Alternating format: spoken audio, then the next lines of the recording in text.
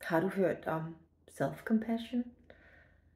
Og har du også hørt, at perfektionisme og slå sig selv oven i hovedet måske ikke er det smarteste i forhold til både vores eget velvære, men faktisk også de resultater, vi leverer, og også om vi føler smerte.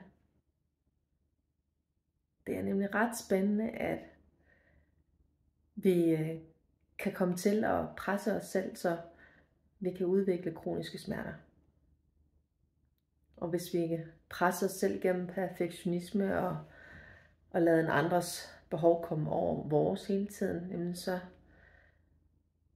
gør vi os selv mindre og er simpelthen bare fanget på en måde. Kuren er så som sagt self-compassion. Det er i hvert fald en grundtanken i det er en vej ud.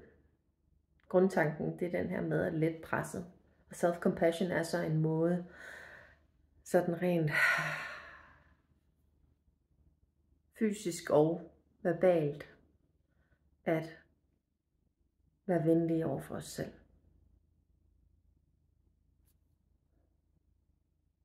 Det kan man være for eksempel med sådan lige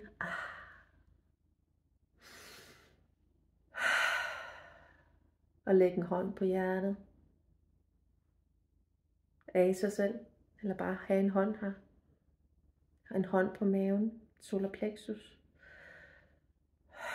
og så i de følelser, jeg sender til mig selv, sådan at være venlig.